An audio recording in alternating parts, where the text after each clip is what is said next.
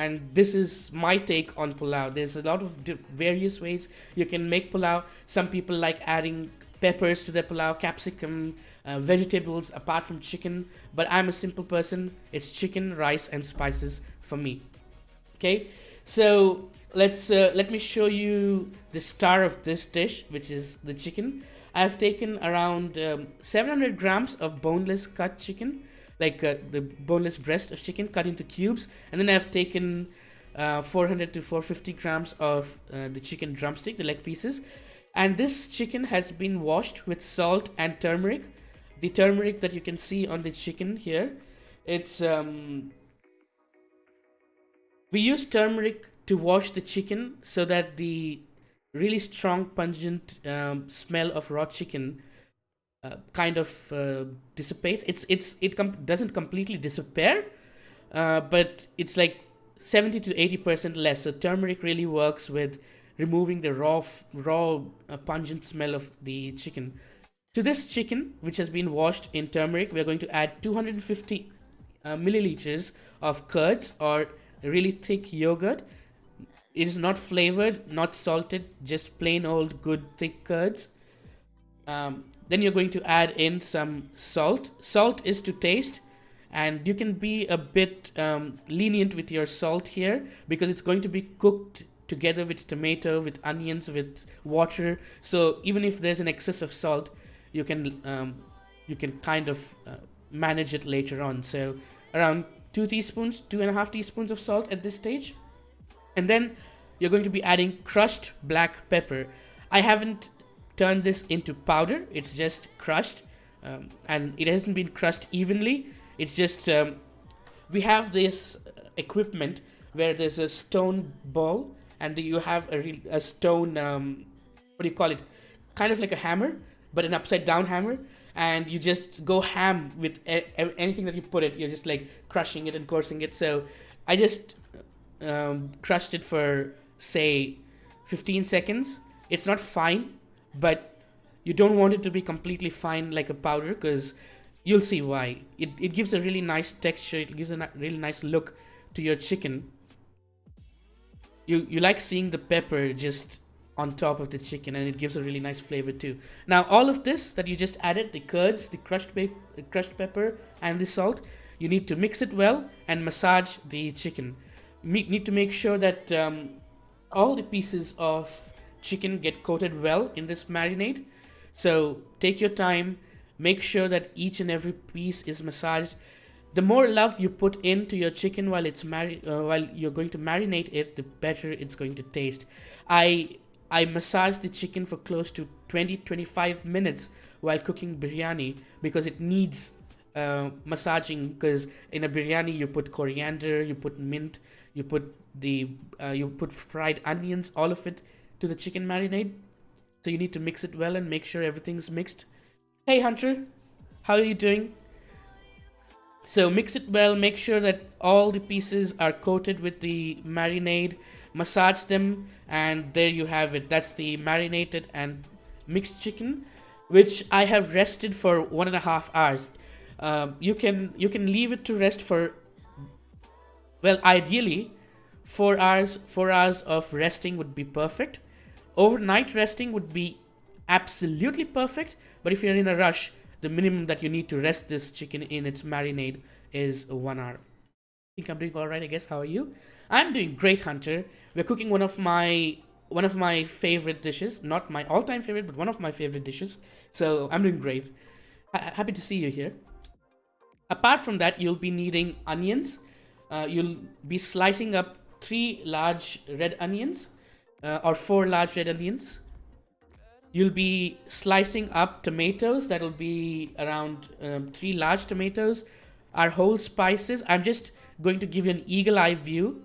I'll be explaining all the ingredients as we put it into our dish. Also, exclamation mark recipe to get the written ingredients.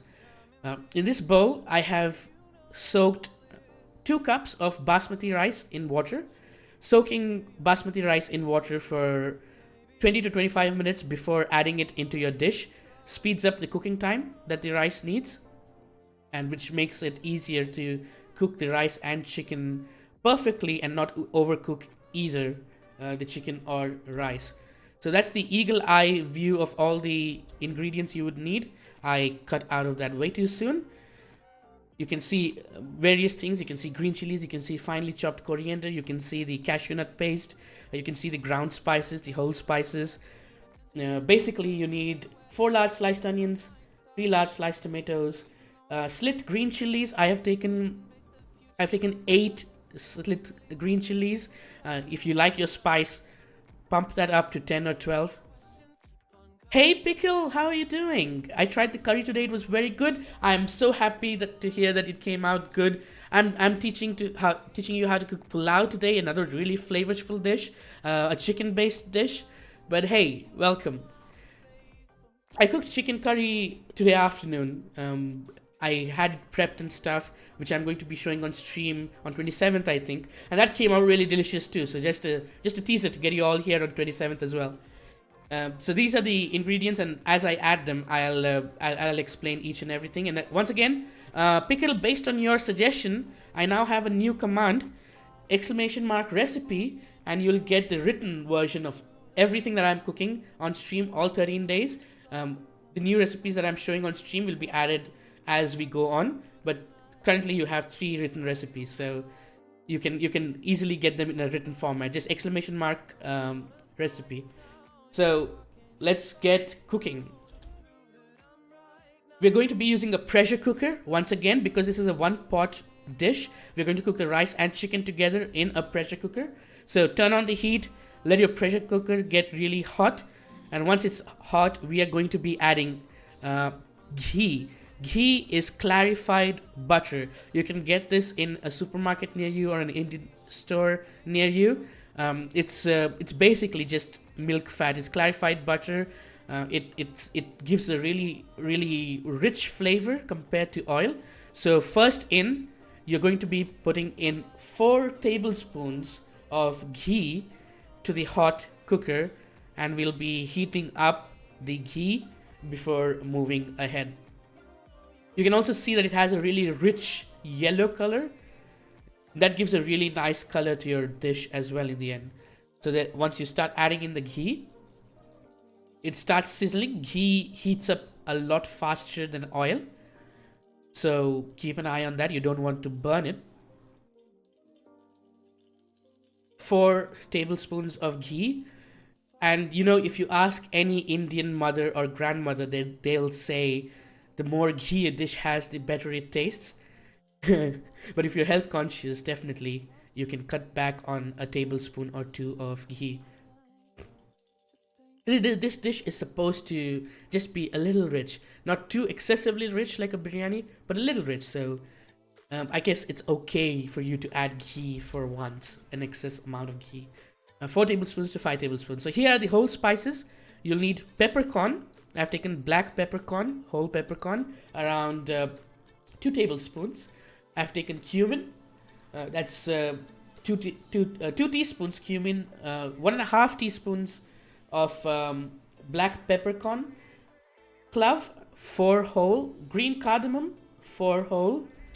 So those are the first things to go in.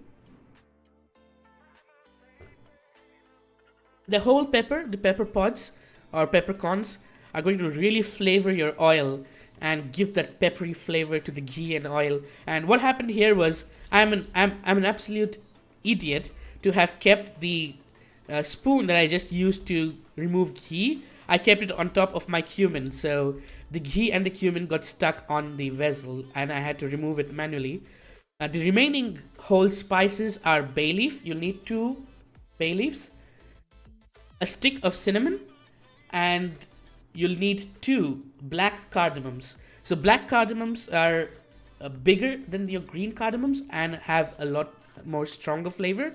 You have to be careful though. Black cardamoms have a tendency to burst open when they're put into hot oil. So to be safe and to not get any oil splattered on your face or your hands, crush them slightly, gently before putting them into the ghee or oil, so that they don't splatter and burn you with hot oil. 1 stick cinnamon, 2 bay leaves, and 2 black cardamom. You're going to saute the spices until they start to crackle. And before sauteing, of course, you're going to be adding in green chilies. Now, when you add in green chilies at this stage of your cooking, the green chilies are going to be fried in your ghee, and they're going to get a really nice golden coating. And what it's going to do is it's going to impart all its flavor into the ghee, and it's going to spice up the ghee you have. So the clarified butter, the ghee that you're using here, is going to be spread all throughout your dish, and it's going to have that nice spice of green chilies. They're going to put in your green chilies, and then you start to saute. Don't be like me. Don't forget to put in the green chilies before sauteing. So add in your green chilies and start sauteing. You'll saute this until you smell the aroma of the spices, and you'll see that your green chilies have started to get a nice gold coating. And just let's take a look at just hear the sounds.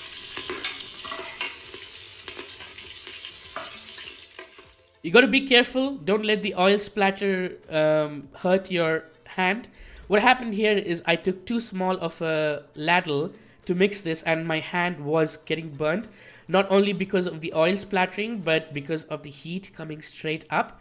So make sure that the ladle or the stirring stick or whatever that you're using is long enough so that you don't get hurt or burnt by the oil or just the heat of the ingredients or the cooker that comes up. So you'll know your spices and chilies are done when your chilies get this nice gold coating from the ghee, and your spices are going to be really leaving out a flavorful aroma at this time. Once you're satisfied with your spices and chilies, it's time to add in your onions. So 3 large onions that have been sliced. I haven't separated them, as I always say. You don't need to spend time separating the onions after you slice them, because the first thing you do after adding it into your cooker is give them a stir and just break them apart, and that'll help them not remain in clumps together.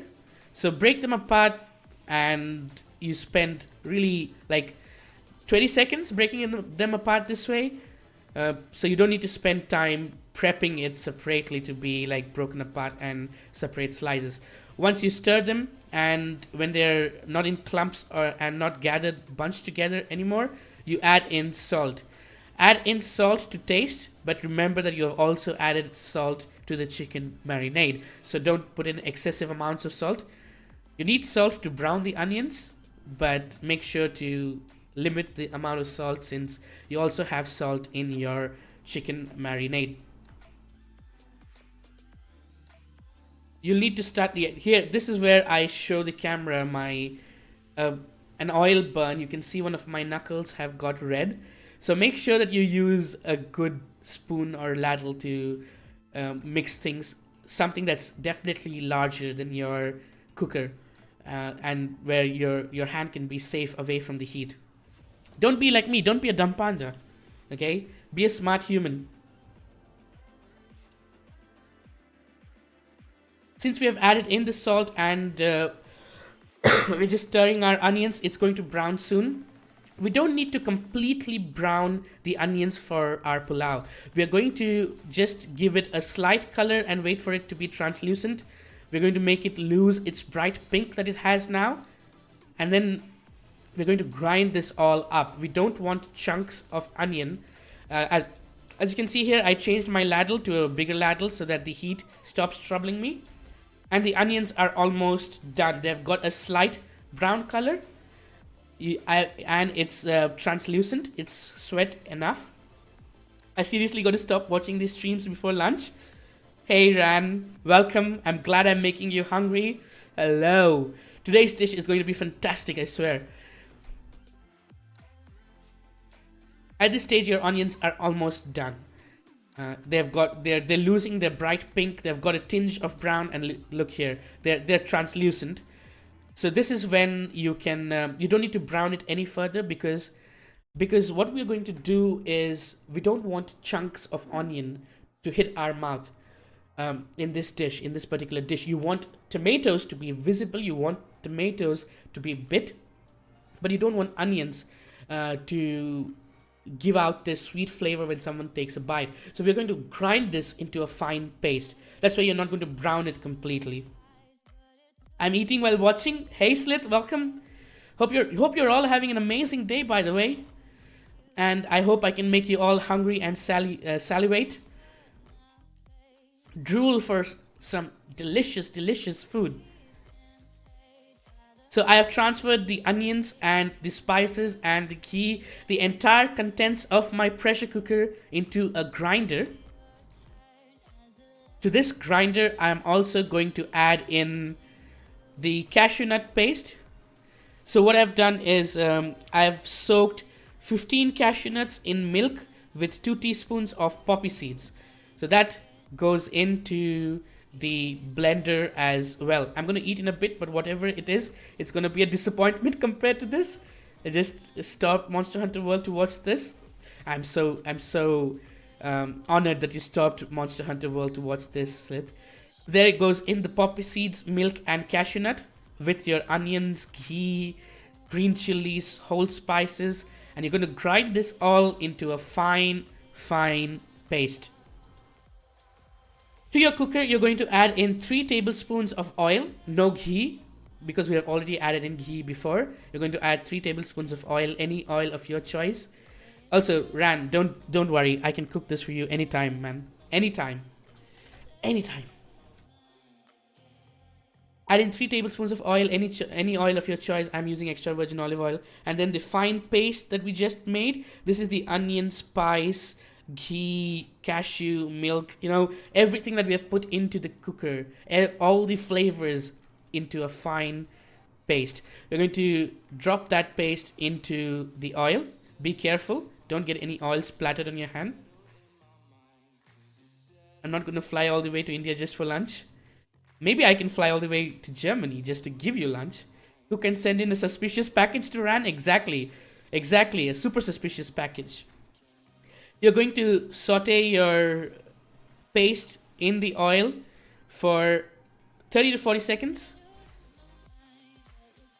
so that the oil and the paste that you just made is mixed well, and your paste that you made is also going to impart all its ghee outside. Once that's done, you're going to add in 1 tablespoon of ginger garlic paste. It's homemade ginger garlic paste. 1 part ginger, 2 parts garlic. Add that in, and you're going to add in your powdered spices. So we have, don't be surprised by the amount of red chili powder there, alright? Don't. It's Kashmiri red chili powder. It has a stronger color than it has flavor. That's 6 teaspoons of Kashmiri red chili powder. And trust me, you're not going to feel it, okay? You're not going to get the heat from it. Kashmiri red chili powder is known for its color. It's a natural food coloring agent, and the spice level compared to your regular red chili powder is lower. So I have 6 teaspoons of red chili powder, but I would suggest you to add in 5 teaspoons. I have 1 teaspoon of turmeric. The red chili powder, Kashmiri red chili powder, 1 teaspoon of turmeric. Usually, all the recipes that we have cooked until now, I have only suggested you to add in half a teaspoon of turmeric. But since we have increased the amount of red chili powder drastically, you need to increase the amount of turmeric as well. So 1 teaspoon of turmeric and 1.5 teaspoons of coriander powder. Those are the first 3 powdered spices to go in. And I drop it over my ladle. It's just like splat all the way in between. I'm going to turn that around, make sure that it goes into the actual cooker and doesn't be stuck onto my ladle. The other 2 powdered spices remaining is once again a hill of garam masala. So this is around 3 teaspoons of garam masala on the bottom, and on the top is generic chicken masala. This is like a packaged mix of whole spices that they powder it and sell. So you get, you when you go to your grocery store or any Indian store, basically, ask them for chicken masala, and they'll give you like a box of this pre-made masala. So a generic chicken masala, around 2 teaspoons. Both of this go in as well, and you start to cook the ginger garlic paste and all your spices, the powdered spices that you just added. You start cooking them until the raw fragrance of the ginger garlic paste disappears. This should take around 2 minutes. Make sure to keep stirring it. You don't want your spices burning, so just keep stirring. Just keep an eye to not burn your spices, and you should be good.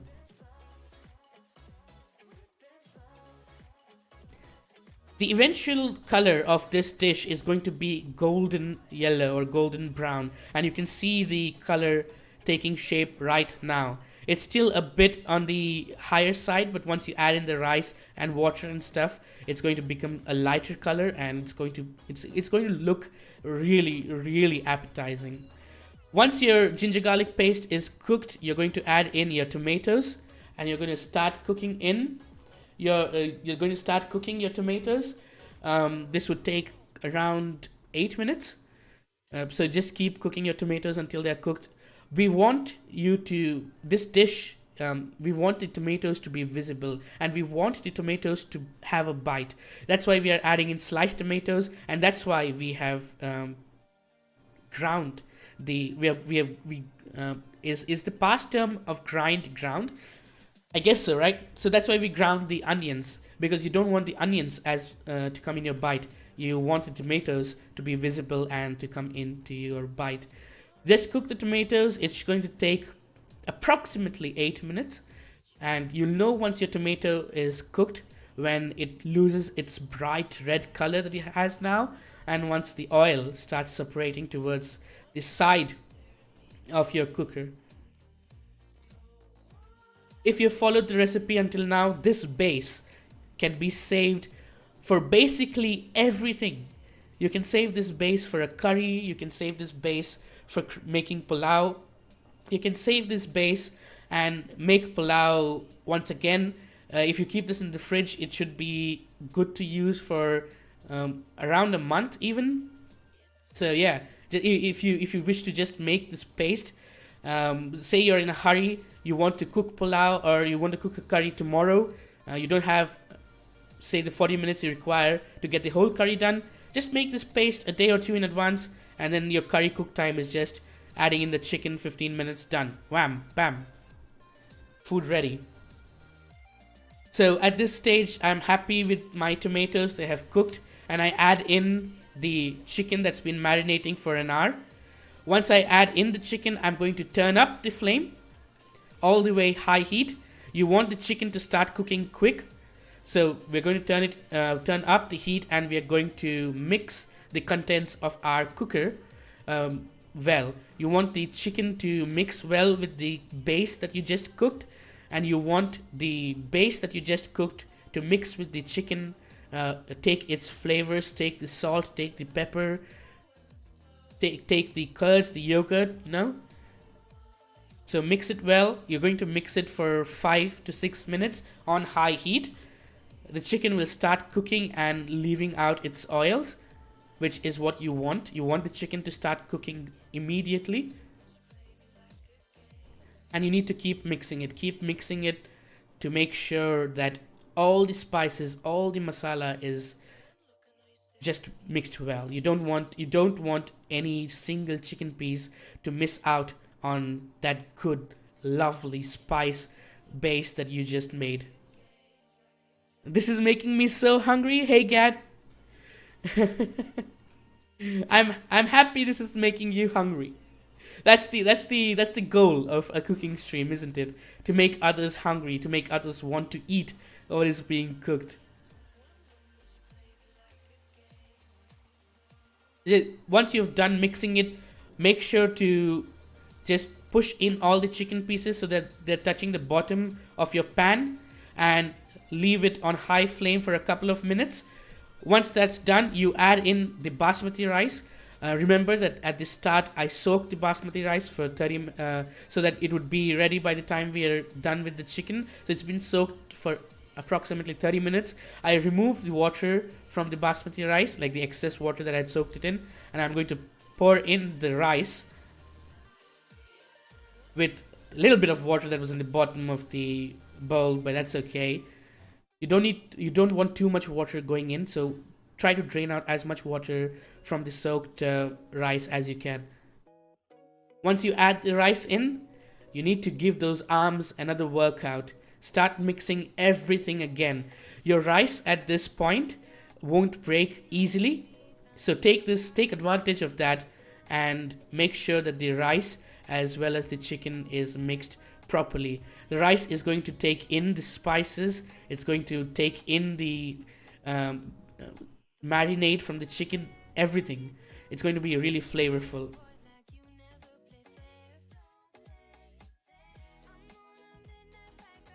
Mix it well. If your arm gets tired, change your arms, but make sure to mix it well. Once it's mixed well, you're going to add in 650 milliliters of water, since we took 2 cups of rice, and the chicken itself is going to leave out some moisture of its own. So we're going to make sure to not add too much of water, otherwise once the dish is cooked, it's going to be mashed and mushed, which is not how it should be. Once you add in the water, you need to mix once again. Lots of mixing, lots of workout for your arm, but trust me, when you finally take a spoon to eat this dish, your arm is going to appreciate all that mixing. Make sure to have the flame on high while you're doing this. It should be high so that the water starts boiling. The chicken needs to be close to 30% cooked at this point, so it needs to be on continuous high heat. Pick up the stragglers from the side of your cooker, push them down into the water, and you'll now let the water come to a boil, because we are going to taste check. We're going to check for salt, check for seasoning before we put on the lid. We're going to bring this to a boil now, and as you can see, it started to bubble, and this is a good time to take a little bit to check the taste. Don't worry about the spices. All the spices are going to be cooked at this point. The only thing that's not cooked is chicken, so I would suggest not to take any bits of chicken. It's just the curry base, just the water that has come to a boil that you're going to be checking for seasoning. So if you're happy with the seasoning, that's good. If you need to add some more salt, go ahead and add it at this point. And then you're going to give it a final mix before closing in the cooker lid.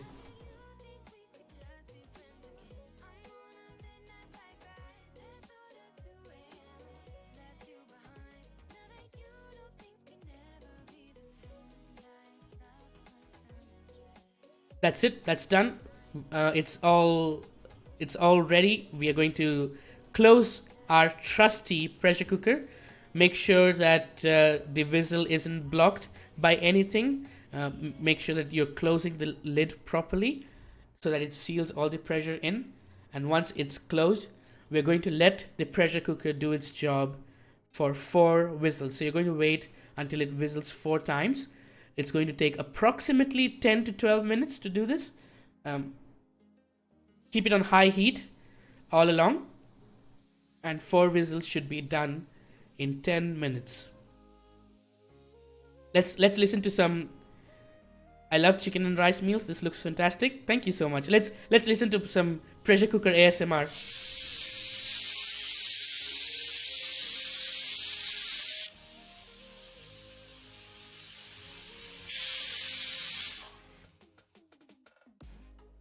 So once the pressure cooker is done with its 4 whistles, you're going to let it rest in its own heat for 10 minutes or so.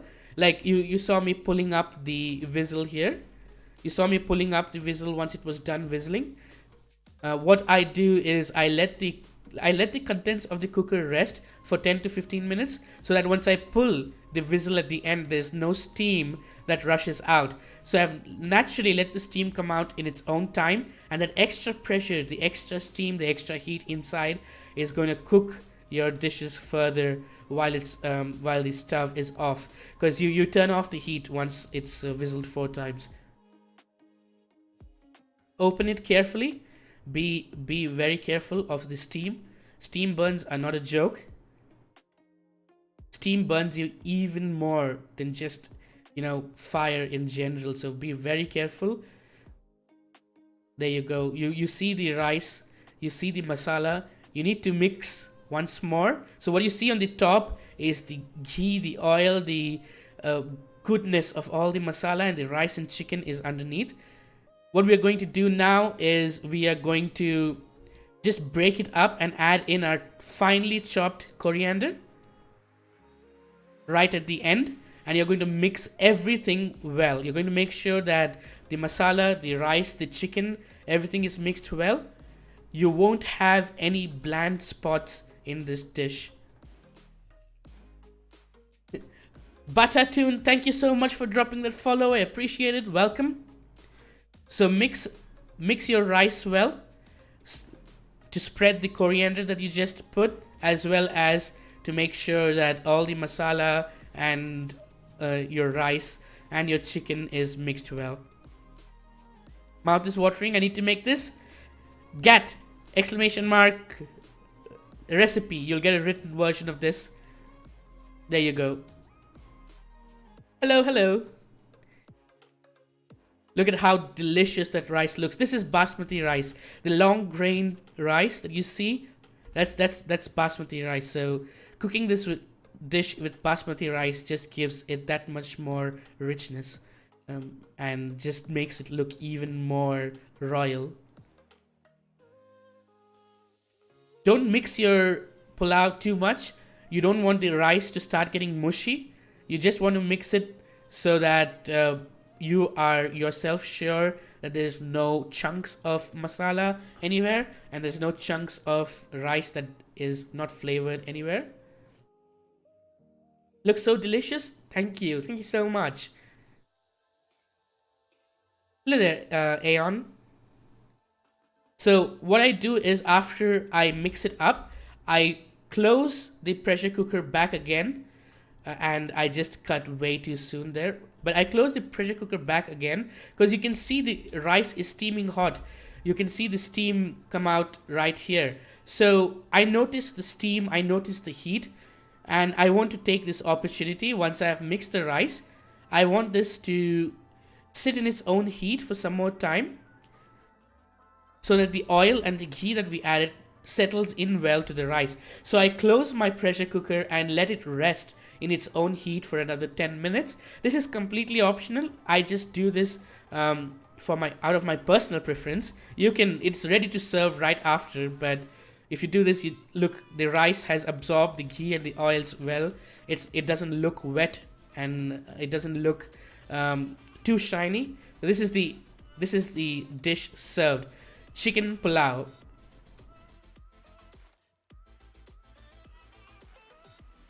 Time to nom nom now.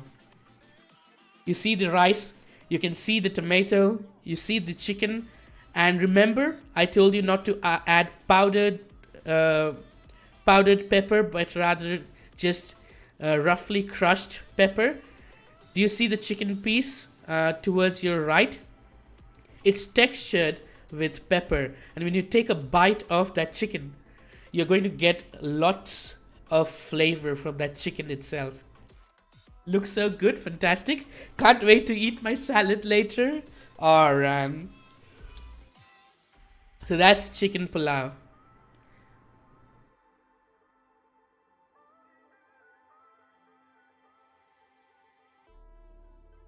I went and got biryani. So Slith basically got the elder brother of the pulao. Hey, snacks. Om nom nom. That's okay. Well, we went back all the way from the end to the start because my player screwed it up. Enjoy that salad, Ran. Kappa. But yes, that's what we cooked. And look at the steam. You can look at the steam, just the rice steaming, pipping hot food. That's when it tastes best. When it's right off the stove, served hot, it's amazing. And you know, salad feels bad, man.